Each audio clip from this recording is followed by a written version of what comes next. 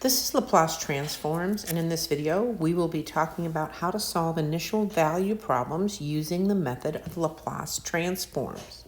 So, our previous methods, we have had to first find the general solution, and then we have had to substitute in or use the initial conditions to find the solution or the particular solution. So this method of Laplace transforms, we won't, can't really read that. Here in this method, we can come up with our solution without first finding a general solution.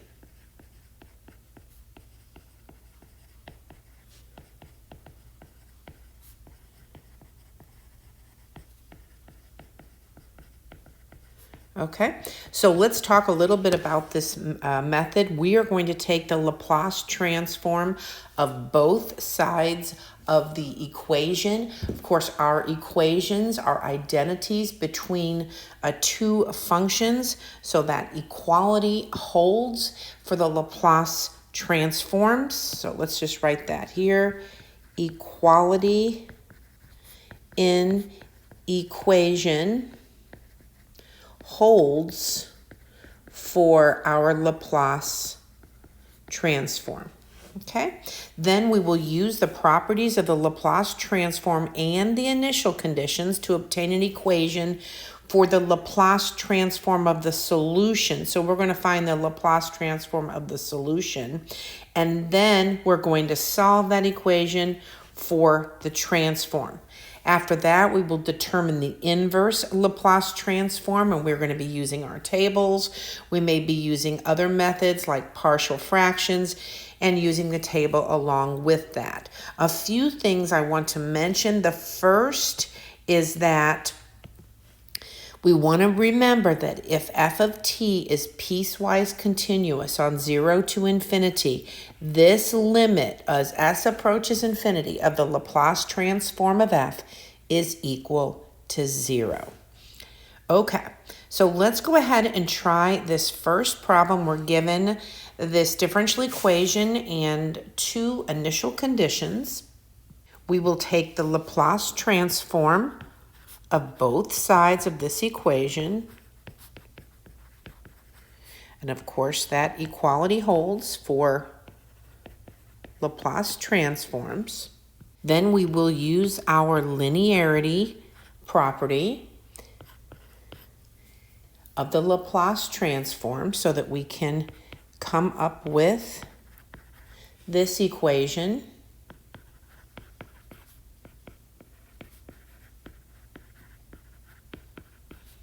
And let's talk about this right-hand side. The Laplace transform of 12e to the t. We keep in mind that if we have a function e to the at, then that Laplace transform is 1 divided by s minus a. Okay? So now that would mean that our right-hand side is equal to 12 divided by s minus 1. So now we are going to let capital Y of s, by definition, be equal to the Laplace transform of Y of s. And let me just make a note. This means equal by definition. So by definition, we are saying that capital Y of s is equal to the Laplace transform of Y of s. Okay. Here, we are going to be using the higher order derivative theorem that gave us these derivatives. And I'm going to write them over here to the right. So we want to keep in mind that the Laplace transform of higher order derivatives And I will just go ahead and give the two that we will be using in this problem. So the Laplace transform of y prime of s is going to be s, capital Y of s, minus y of 0. And that Laplace transform of the second derivative of s is equal to s squared y of s minus sy of 0 minus y prime of 0. Should have just moved that over just a little bit more.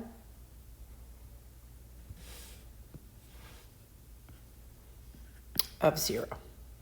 And so that is just going to be really important throughout this whole set of problems.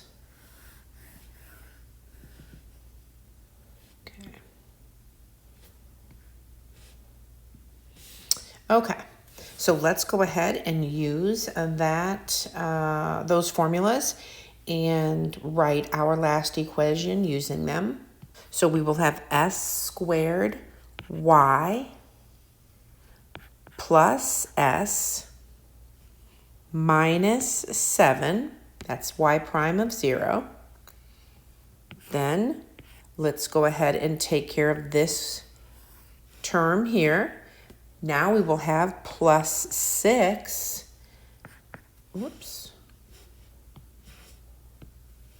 multiplied by sy plus 1 plus 5y, by definition, that's capital Y, is equal to 12 divided by s minus 1. Now we have some algebra here, and we do need to solve this for y.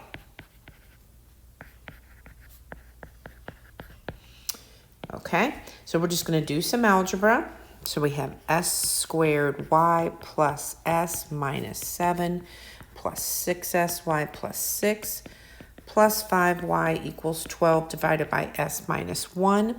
Let's go ahead and gather our, factor out our y from a few of these terms. So we have s squared, I won't underline them, plus 6s plus 5. So these are these terms right here. Let's see what we have left. 6. So that would be a negative 1 plus s. Let me write, yeah, that's fine. Equals 12 divided by s minus 1.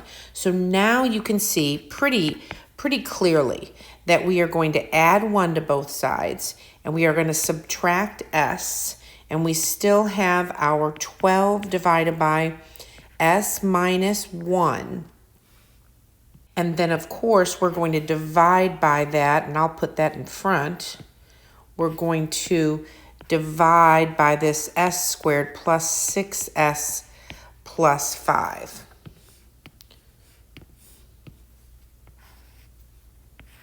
Okay, so now doing a little bit of algebra, we can see that we have s plus 1 multiplied by s plus 5. And let's go ahead and get this s minus 1 denominator over there to the right. And doing a little bit of algebra, you will come up with negative s squared plus 2s plus 11.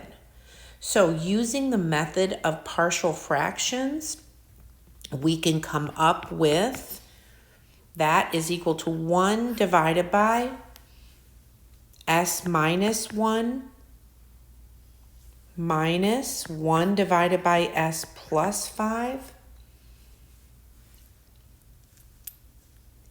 minus 1 divided by s plus 1. So we can do a little part. This will be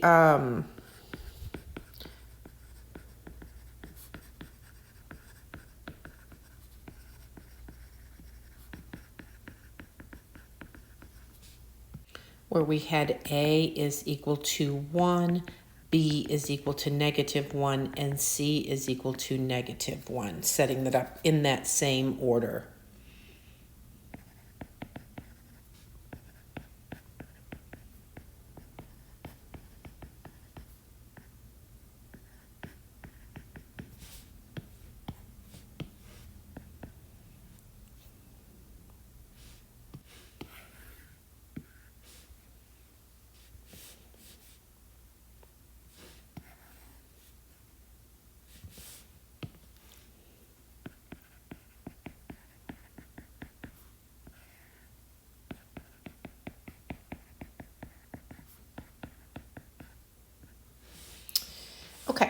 so now we will find the inverse Laplace transform. So to find y of t, we're going to find the inverse transform of 1 divided by s minus 1 minus 1 divided by s plus 5 minus 1 divided by s plus 1. And so we're using our table.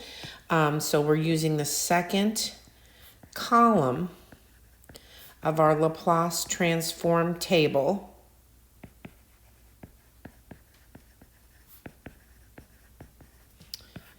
To come up with this. So now we know that y of t is equal to, and by the way, this should be of t. So let me just move this over just barely, and this should be of t.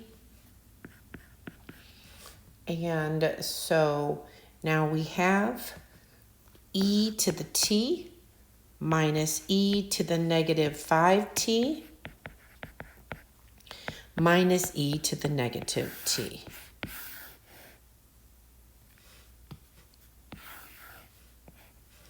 Let's take a look at our next problem. So the first thing that we'll do is take the Laplace transform of both sides of the equation, maintaining that equality. And then we're using our linearity principle, and we have that that's equal to the Laplace transform of y double prime of s minus 4 multiplied by the Laplace transform of y prime, and so forth.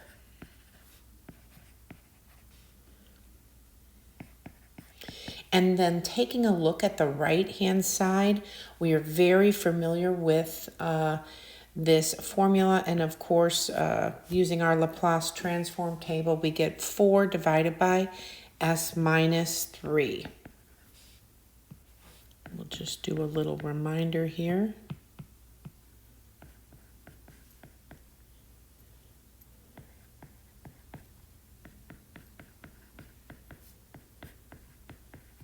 Okay.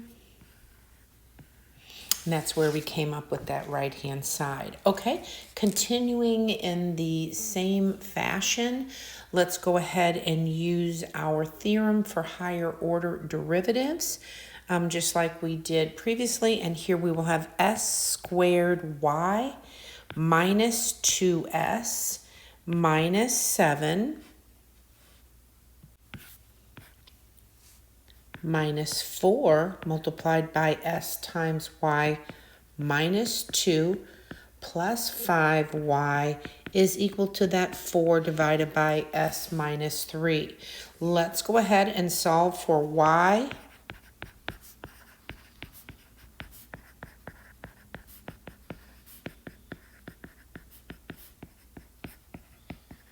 And here we will factor out a y.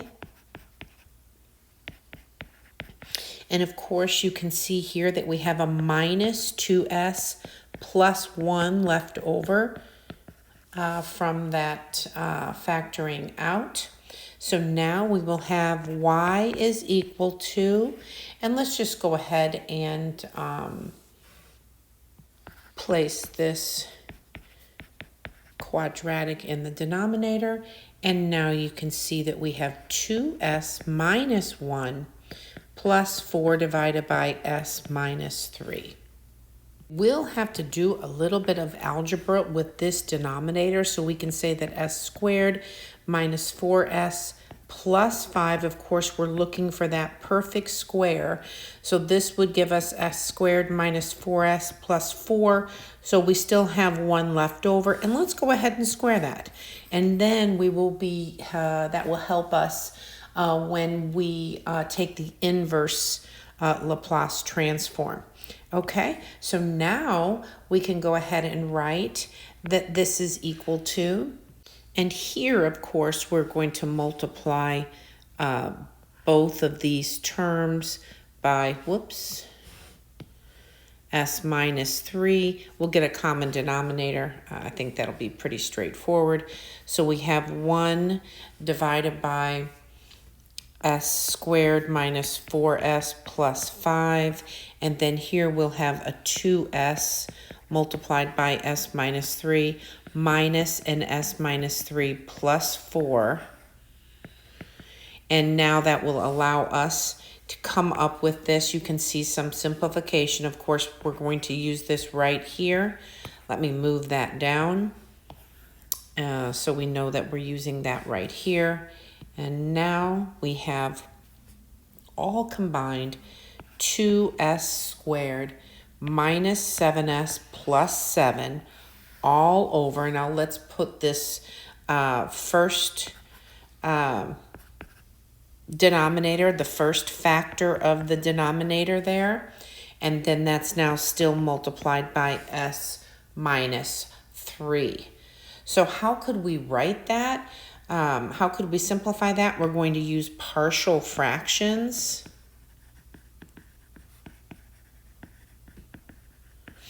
And here we come up with, that's equal to 1 divided by s minus 2 squared plus 1 squared plus 2 divided by s minus 3. So now, since that is equal to y, hopefully I've done that right up there, now we can take the inverse Laplace transform. So we will take the inverse Laplace transform and say that that's equal to our y. So y of t is equal to the inverse Laplace transform.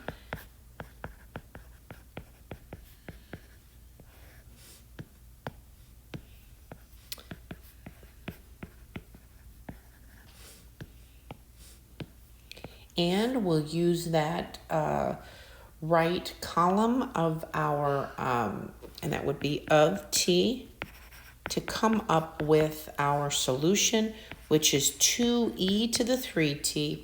Let me write this other term first. We have e to the 2t multiplied by the sine of t, and you'll see where you will find that in the table, plus 2e to the 3t.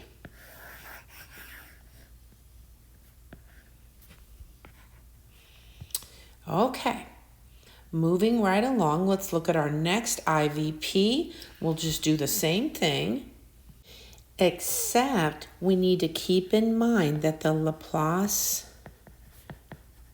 transform does require that the initial conditions are given at 0 at the origin. The Laplace transform requires initial conditions from the origin. So what we're going to have to do is we're going to have to introduce a new function. So let's just write that over here. Let's go ahead and let y of t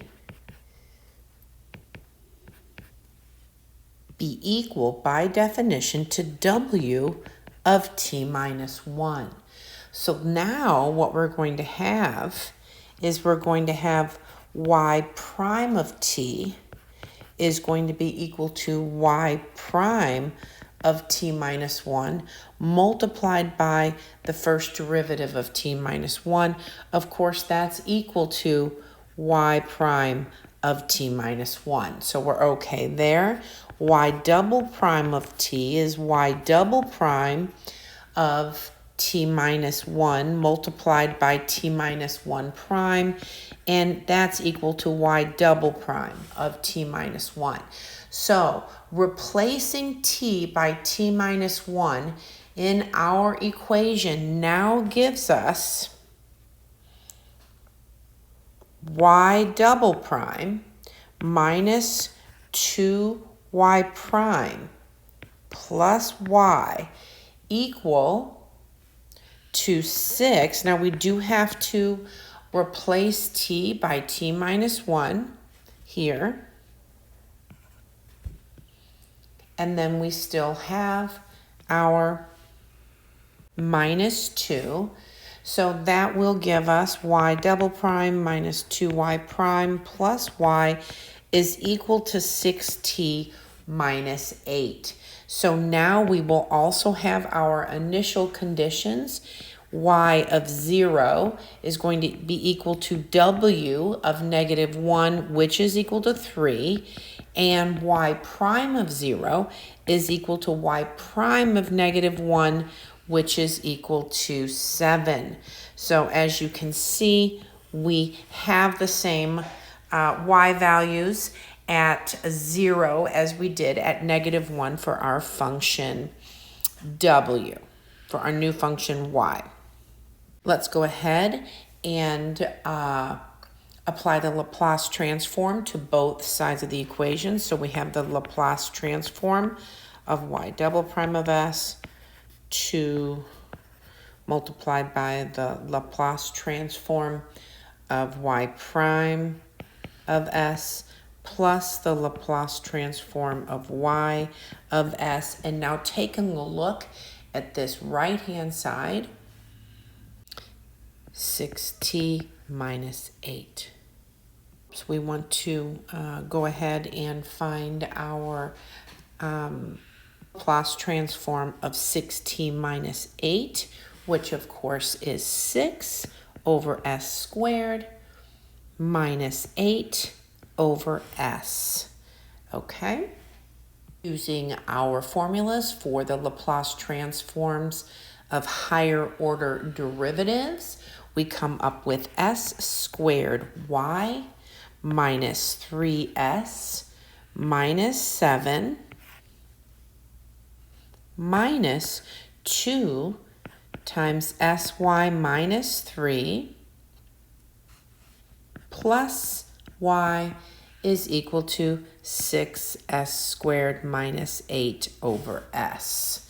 So now we are going to go ahead and solve for y.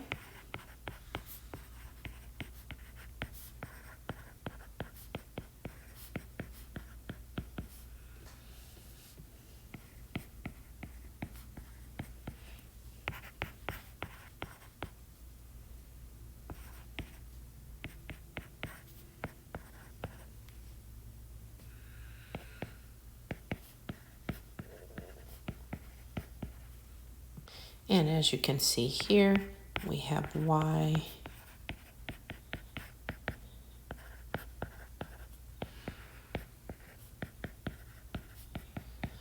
and then dividing,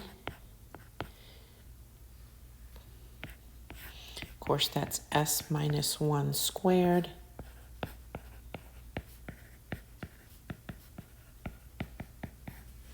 coming up with a common denominator for those terms on the right hand side. We come up with 3s cubed plus s squared minus 8s plus 6, all divided by, and we'll put that s squared in front, s squared multiplied by s minus 1 squared. So now, using partial fractions, we can say that this is equal to, I'll go ahead and write that to the right, that's equal to 6 divided by s squared plus 4 over s minus 1 over s minus 1 plus 2 divided by s minus 1 squared.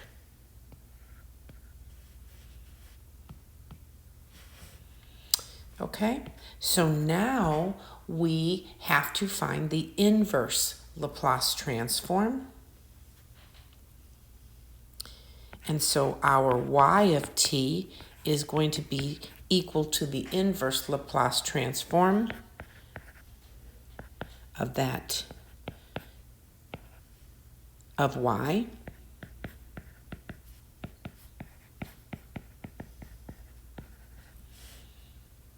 And now we see that y of t, using our table, the right column of the table, we have 6t plus 4 minus e to the t plus 2te to the t.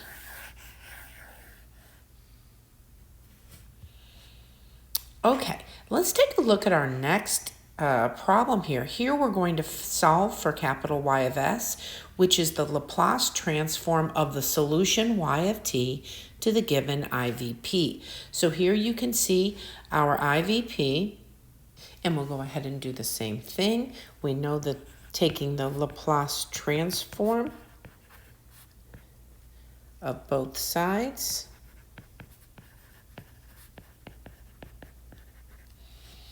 and so using our linearity property, we can write Laplace transform of t squared minus 1 is 2 over s cubed minus 1 over s. So now we can use the formulas for our higher order derivatives, and we can write s squared y plus 1 plus 6y is equal to 2 over s cubed minus 1 over s. We need to solve for y.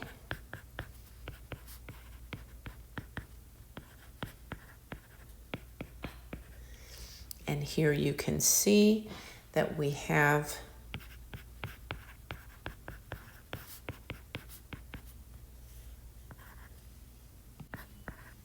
two over s cubed minus 1 over s. And we can now see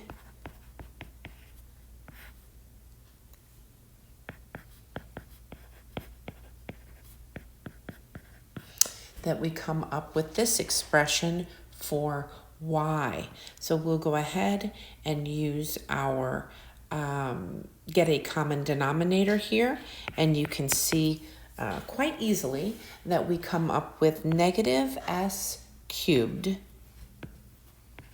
minus s squared plus 2 all over s cubed multiplied by s squared plus 6.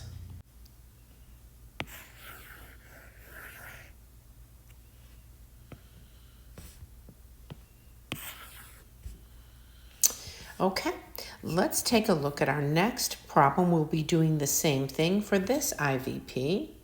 So let's take the Laplace transform of both sides.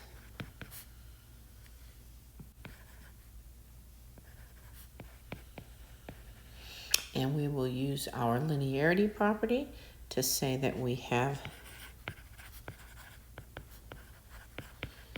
Laplace transform of y double prime, Laplace transform of y,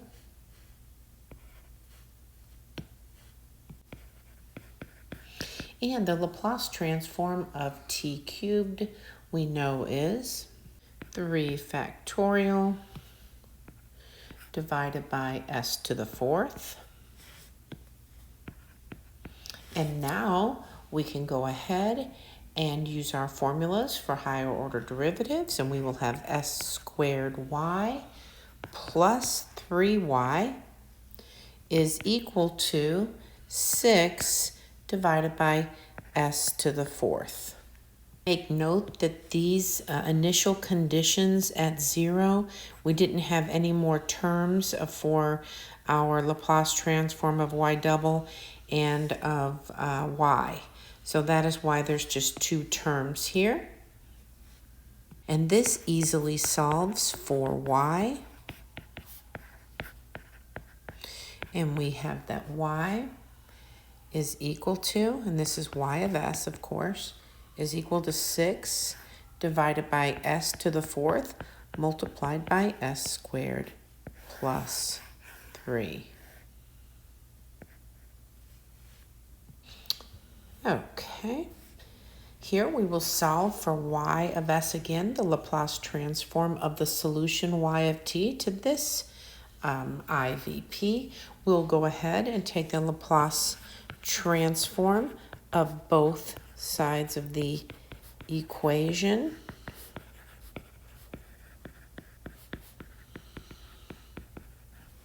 Using the linearity property of Laplace transforms,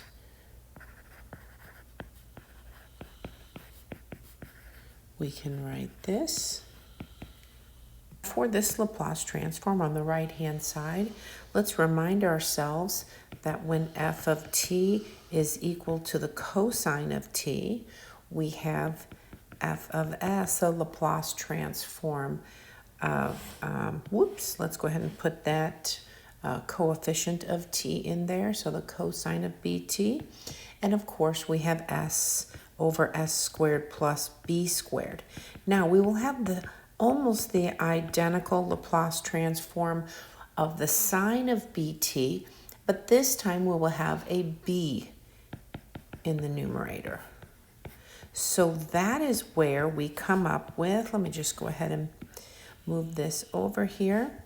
And that's where we come up with this right-hand side. Our denominator is going to be s squared plus b squared. We do have a negative for the sign, so we will have a minus in front of that term. And so here our numerator is s minus 1, since b is equal to 1 for the sign. Okay, continuing in the same fashion. Let's see if I can just not write so big. There we go.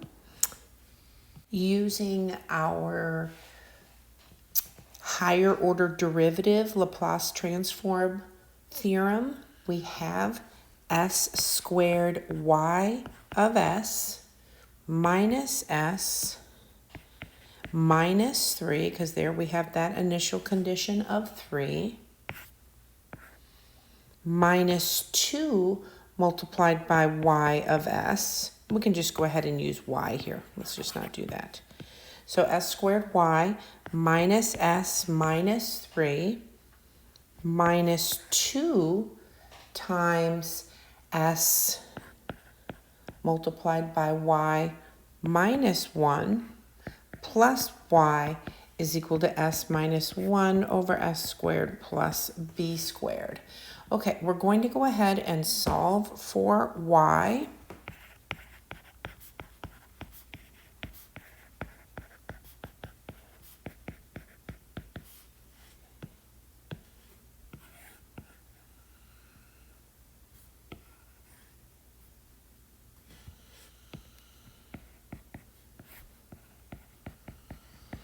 And here we have s squared minus 2s plus 1, and then we still have a negative s minus 1.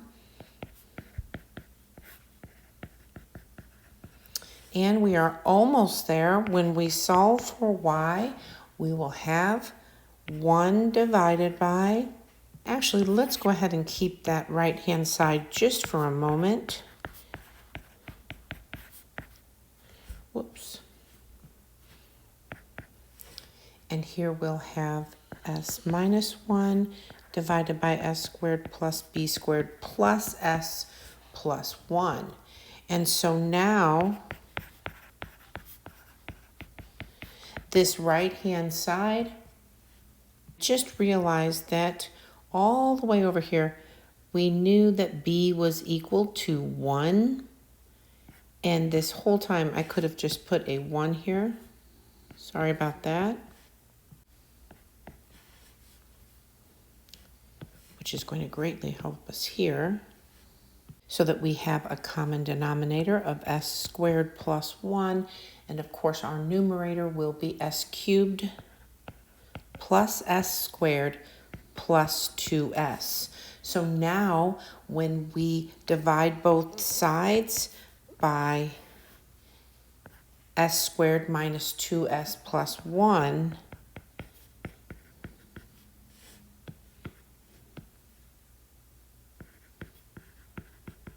we end up with this. And then we can just factor this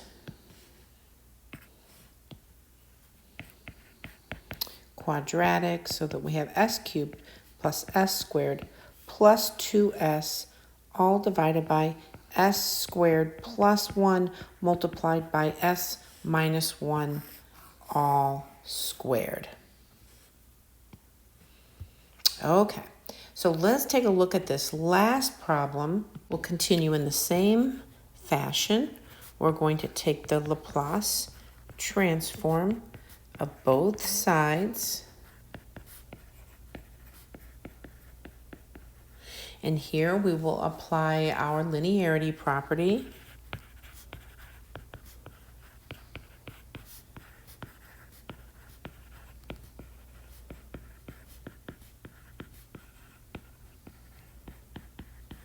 And the Laplace transform of te to the t we know is 1 divided by s minus 1 all squared. Go ahead and write that just for reference. So when we have f of t equal to e to the at and t to the n power, of course, our t is our n is 1 in this situation, and our a is also 1. So you'll see how that when we have the Laplace transform of f of t, so f of s is equal to 1 divided by s, n factorial divided by s minus a to the n plus 1 power. So here that's why you can see that we have n equal to 1 and a equal to 1. I'll put it here, n equal to 1 and a equal to 1. And I can actually bring this down a little bit so that we can use that for that formula, okay? So continuing in the same fashion, we are going to use our formulas for higher order derivatives, and we come up with s squared y minus 2s plus 1. I'm going to write that a little smaller.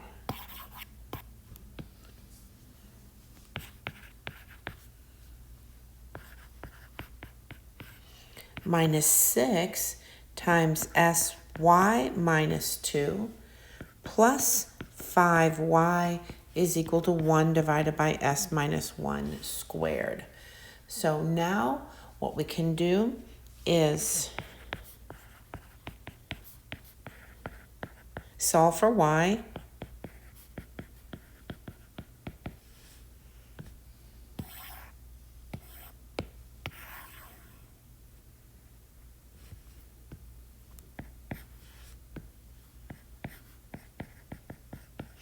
And here we have, and I think I forgot this s squared y right here when I rewrote that. So in factoring a y out, we will have s squared minus 6s plus 5. And then, of course, we have a negative 2s plus 13. So we will go ahead and have y multiplied by this quadratic. And we will move our 2s over, our 13 over, and have this. Let's get a common denominator on the right-hand side. And that gives us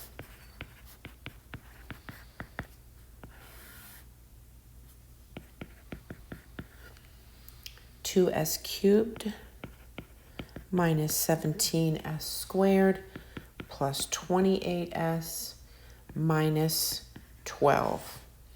And so now let's go ahead and solve for y. And as you can see, we will have 2s cubed minus 17s squared plus 28s minus 12. And then we will have s squared minus 6s plus 5. And then we still have our s minus 1 squared. Now, as you can see, when we factor that quadratic, and I guess I could have done that in the previous line.